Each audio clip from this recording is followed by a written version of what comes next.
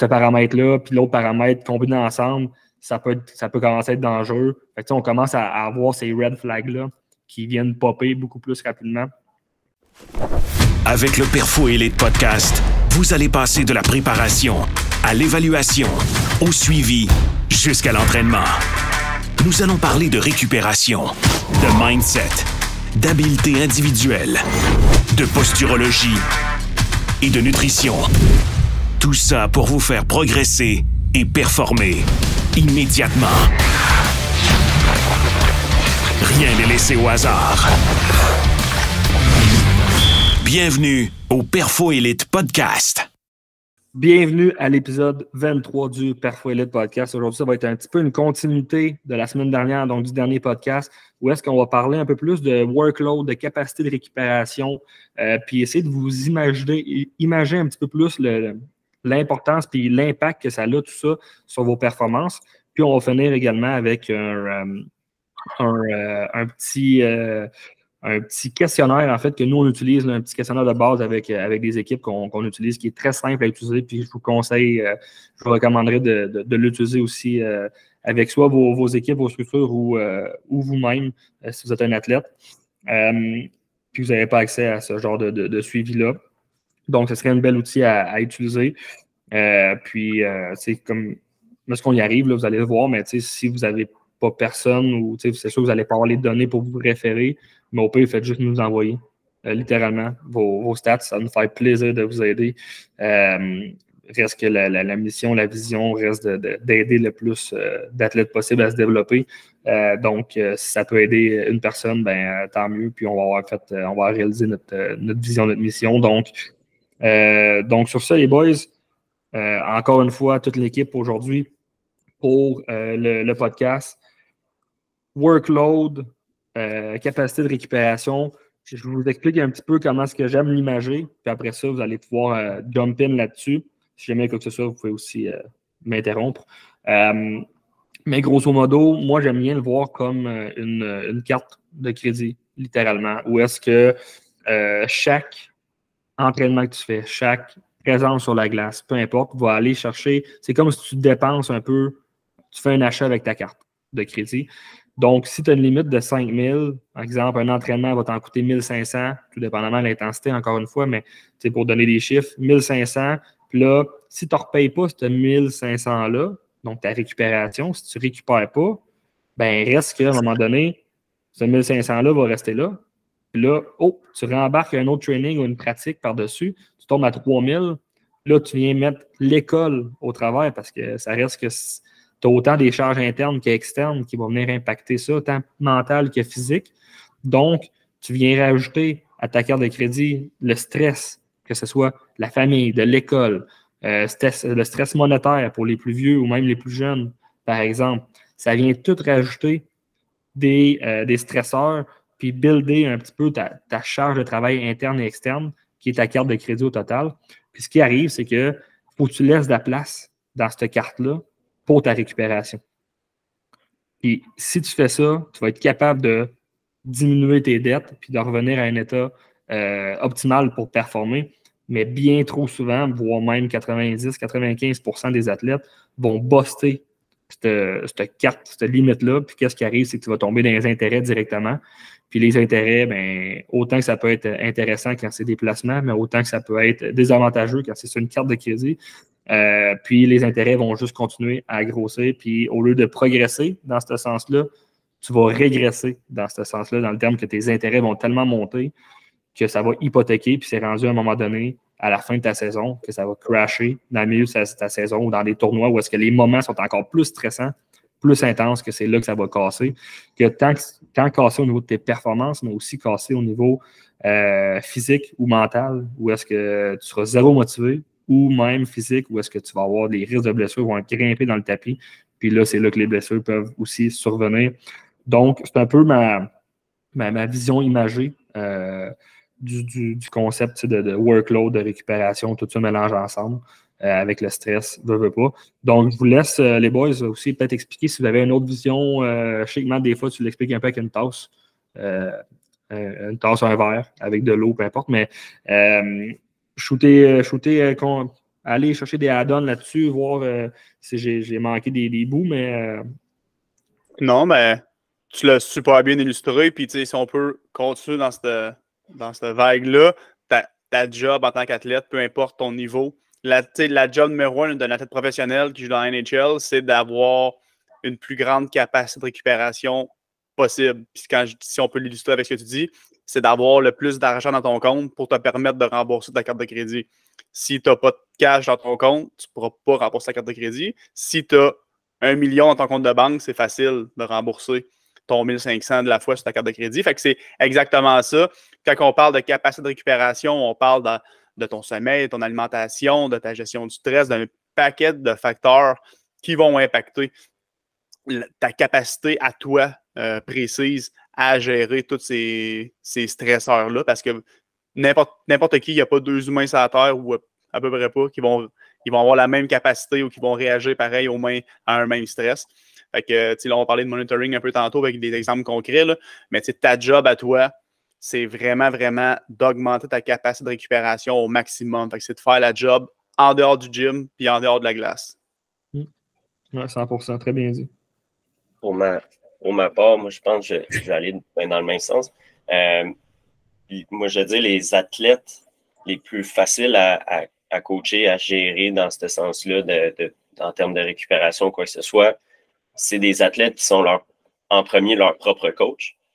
Puis je pense que c'est pour ça aussi qu'on voit souvent des coachs, des entraîneurs qui sont des anciens athlètes parce que leur premier athlète qu'ils ont entraîné, c'est eux-mêmes. Donc, quand un athlète apprend bien à se gérer lui-même puis à être honnête avec lui-même pour se dire « OK, là, j'ai besoin de ça, d'être capable d'identifier ce qu'il a besoin.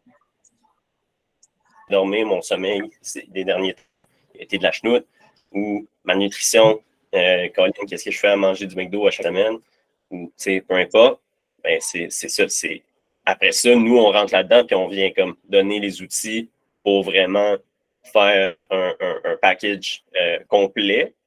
Mais le plus facile pour nous, c'est quand que l'athlète il nous donne le plus de viande, on va dire, dans ce terme-là.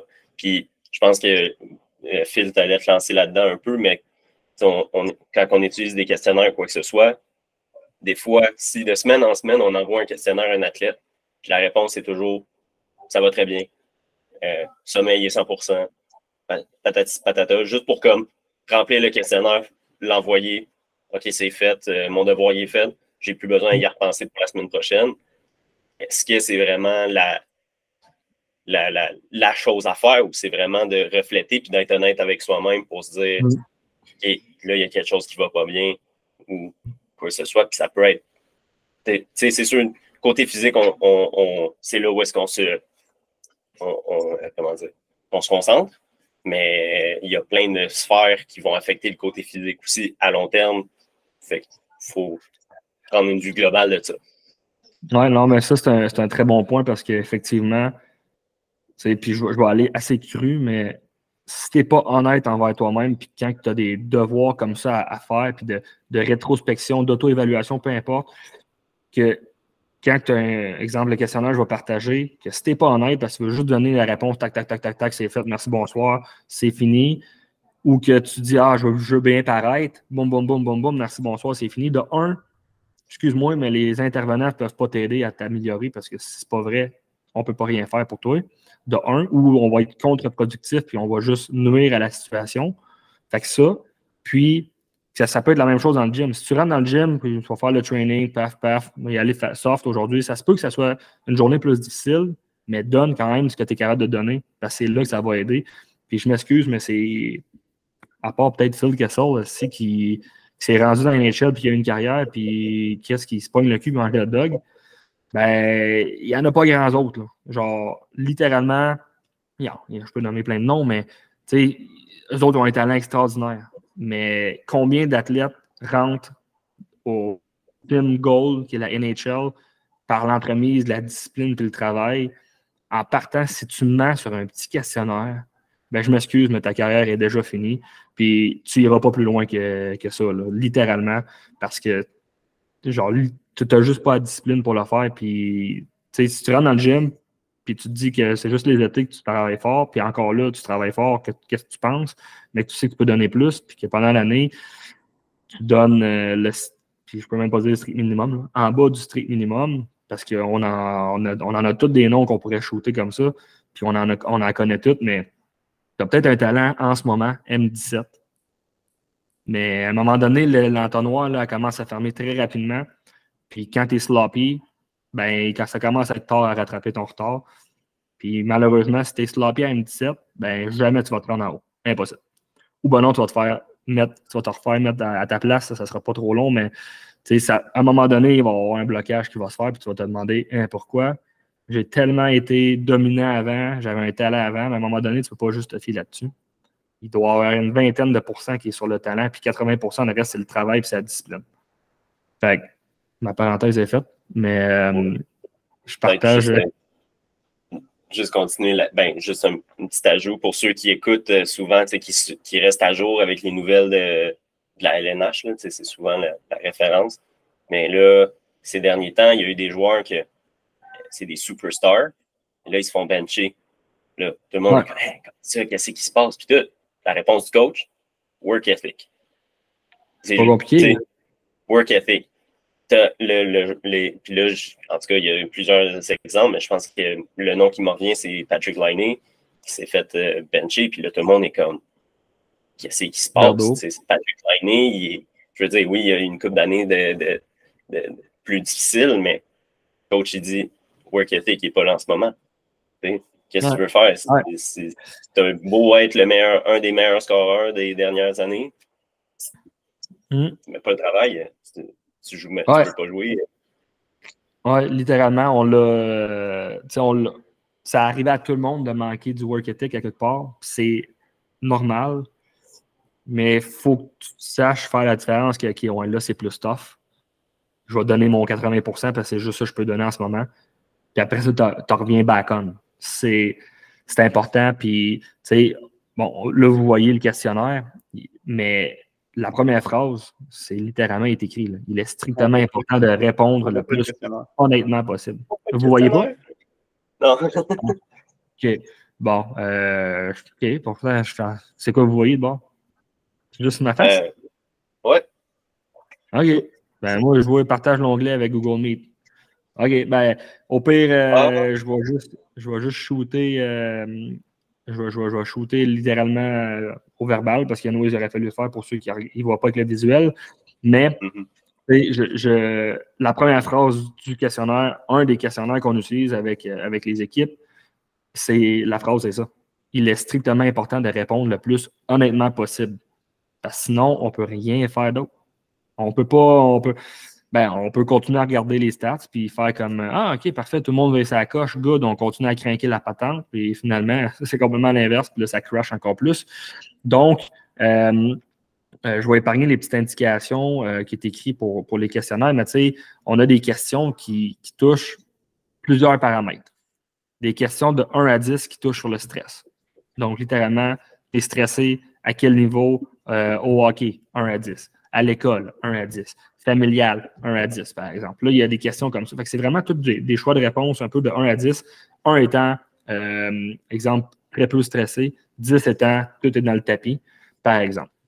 Donc, par la suite, on a un niveau courbature aussi. Tu sais, dans la semaine overall, parce que ce questionnaire-là se fait à toutes les semaines.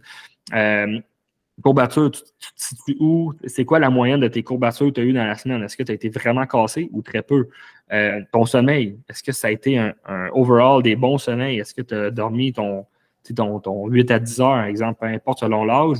Est-ce que ça a été récupérateur? Tu t'es levé le matin, puis Colin, je suis fresh, ou on dirait que tu t'es fait rentrer dedans par un 10 roues? Tu sais, c'est toutes des questions de 1 à 10 comme ça que tu peux te poser, littéralement.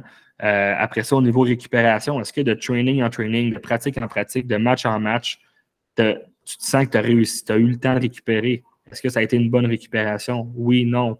1 à 10, c'est niveau d'énergie, même chose. Est-ce que ton niveau d'énergie, si tu es à 10, c'est parfait, tu sais, ou il est vraiment à 1, puis en moyenne, puis ça n'a vraiment pas bien été cette semaine? Tes performances sur glace, puis là, performance sur glace, c'est pas 4 goals, c'est dans le 10, puis tu as fini à -2, c'est dans le 1. C'est vraiment sur qu'est-ce que tu es capable de déployer. Est-ce que tu sens que on va dire pour un goaler, tes edges étaient sa coche, ton positionnement, ton tracking, même si tu as perdu, exemple, une game, ça a-tu bien été overall, ces paramètres-là? Un joueur, est-ce que tu as fait des bons breakouts, tu sens que tu as patiné à la vitesse que tu es capable de patiner? Fait que vraiment, ce genre de performance-là, de deliver ce que tu es capable de deliver, et non en termes de production offensive ou défensive, mais vraiment, niveau performance, même principe, 1 à 10. Ça, c'est une autre des questions. Après ça, on a une des questions qui est la perception d'effort. Donc, l'échelle de bord, où est-ce que tu te classes de 0 à 10, ou à quel point ça semblait difficile, tous les efforts que tu as fait pendant la semaine. 10, tout semblait vraiment, tout était trop intense, entre guillemets, mais ça, c'est pas nécessairement ce que toi, tu as deliver, ce que toi, tu as fait comme effort, de la manière que nous, on le pose, c'est vraiment comment tu l'as perçu. Parce que des fois, peut-être que cette semaine-là, un simple petit training peut avoir été un 10 parce que tu es brûlé, tu es fatigué, tu as eu un tournoi, peu importe avant. Ben là, ça file comme un 10, mais en temps réel, ça aurait filé comme un 6, par exemple. Fait que c'est vraiment comment que tu l'as perçu ta semaine, tes efforts en moyenne. Tout semblait difficile ou tout semblait plus modéré, facile, peu importe. Donc, 0 à 10 là-dessus. Puis, combien de temps que tu as passé en entraînement? Ça, c'est une autre question aussi. En entraînement sur glace, hors glace. T'as-tu fait de l'extra à l'extérieur? T'as-tu tes cours d'éduc, exemple, si ça a un effort similaire à un training ou à une pratique ou à une game, tu le comptes. Fait que c'est vraiment, tu additionnes tous ces temps-là pour avoir justement un volume d'entraînement par rapport à ça.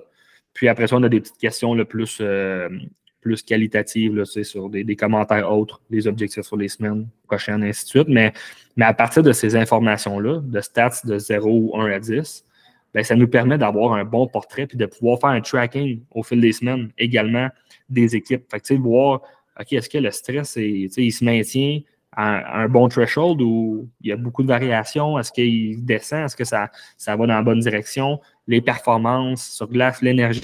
Fait que, on peut vraiment catégoriser après ça chacun de ces paramètres-là.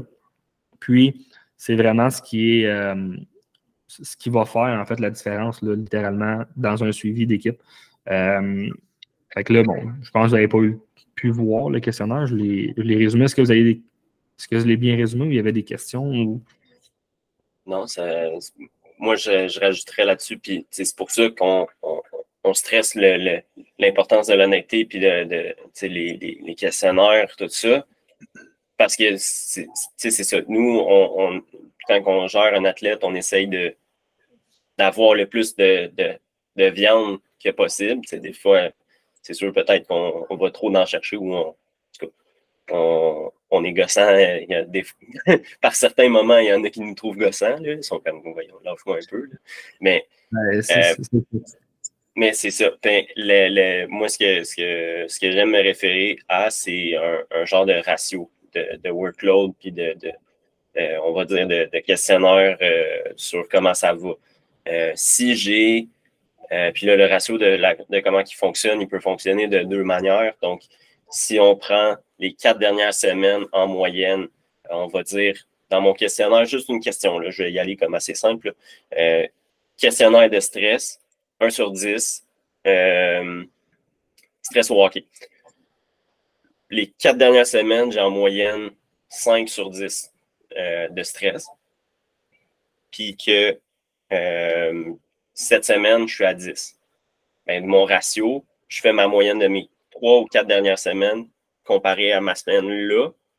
Puis là, tout de suite, mon ratio, paf, il tombe à 2. Tout de suite. Ben, là, sans trop rentrer auquel que je me réfère ou quoi que ce soit, mais un ratio de 1,5 à 2, je suis dans une zone rouge où est-ce que là, ce ratio-là, il est plus utilisé pour des blessures ou quoi que ce soit, mais quand même, le stress, ça rentre là-dedans un peu. Donc, on se trouve dans un danger zone, injury risk. Après ça, où est-ce que j'essaie de me garder? 0,8 à 0,2, 1,2, 1,3. Là, je suis dans un sweet spot où est-ce que on est bien. Fait que ça veut dire peut-être je suis en moyenne à 5, puis là, pendant la semaine, je suis peut-être à 4, je suis peut-être à 6. OK, on est correct.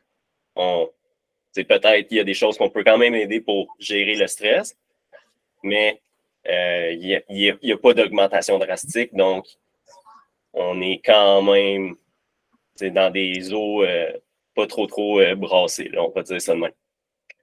Mm. Donc là, ça, c'est ce que j'aime beaucoup me référer. Puis là, c'est sûr, j'ai utilisé le stress comme exemple, mais après ça, c'est ça, le workout, comment ça a été. Oh, ça a été rough. Je suis courbaturé au bout. On a eu, à place de 2 matchs par fin de semaine, là, on avait un tournoi en fin de semaine. On en a eu 4, tout ça. OK. Ma moyenne, elle vient d'augmenter. En fait, ma moyenne était normale, puis là, cette semaine, mon ratio, il augmente. Un gros spike. OK, ben, je ne vais pas continuer à en rajouter de mon bord, puis que je me ramasse dans le rouge, puis encore plus loin que ce que ça devrait être. Non, tu amènes un très bon point. Tu es allé un peu plus dans l'analyse. Puis, effectivement, après ça, moi, j'ai shooté le questionnaire, les questions, mais dans le back-end, après, nous, on ne regarde pas juste les chiffres pour regarder. On compare de semaine en semaine, mais aussi, on applique ce ratio-là pour voir justement est-ce que la stats est vraiment comme pire que ce qu'elle devrait être. Puis est-ce qu'elle va avoir un plus grand impact overall? Ou ah oui, il a passé de 6 à 7, mais il ne faut pas faire sa moyenne des 10 derniers mois est à 6, là, il est à 7. Bon, il n'y a pas un drame à faire. Mon Dieu, c'est plus haut, c'est pire.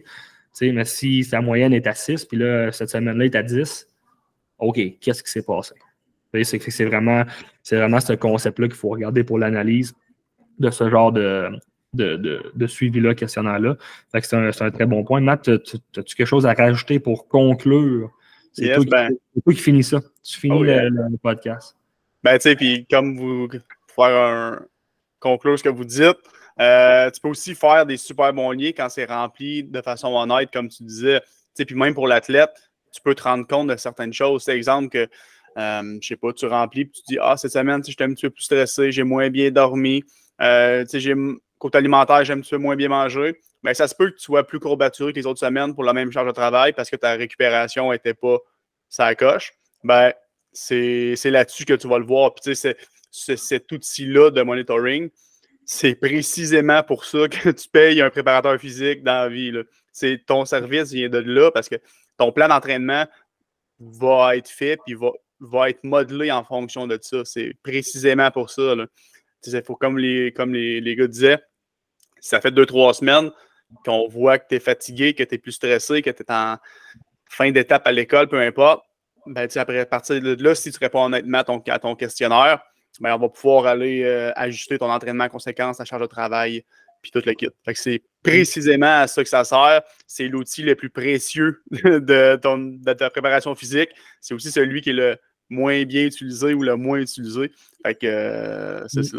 Non, 100%. Puis tu sais, ça amène que, tu sais, oui, l'honnêteté, c'est important parce que, tu sais, au bout de la ligne, on ne veut pas te blaster parce que, tu t'es pas donné cette semaine. Tu sais, c'est zéro ça, le principe. C'est vraiment de t'optimiser, puis de varier le training ou peu importe tout ce qu'on est capable de faire. Donner des trucs, des conseils. Mettons, si c'est ton sommeil qui est problématique, ben, on a toutes des formations là-dessus, on a toutes des compétences. Puis si on n'a pas la solution, ben, on va essayer de référer puis de trouver où le problème. C'est où ça vient pour te le corriger, pour t'optimiser dans ton développement. C'est que c'est vraiment ça l'objectif derrière, principalement là, de ce genre de suivi-là. Puis tu sais, il en existe des tonnes de suivi monitoring. Il y en a qui ça se fait en présentiel, exemple avec des tests de saut. Il y en a qui, nous, c'est un outil qu'on est capable d'utiliser avec peu importe qui dans le monde, avec n'importe quelle équipe, littéralement aussi. Tout se fait super bien à distance. Puis, on commence à avoir, comme je l'ai mentionné, de plus en plus de données là-dessus, sur différents paramètres. Donc, à partir de là, on va être capable de déterminer certains thresholds, qu'est-ce qui est rendu à un certain point. Là, ce paramètre-là, puis l'autre paramètre combiné ensemble, ça peut commencer à être dangereux. Fait que, on commence à avoir ces red flags-là qui viennent popper beaucoup plus rapidement que au début, quand on n'avait pas de données vraiment de référence par rapport à ça. Fait que that's it. Fait que, on a quand même fait le tour un peu quand même là-dessus. Fait que, si vous avez des questions par rapport au questionnaire, qu'est-ce que vous pouvez faire pour avoir un monitoring, ou peu importe, que vous soyez athlète ou préparateur physique, que vous voulez avoir de l'aide par rapport à ça, ça va nous faire plaisir de vous aider.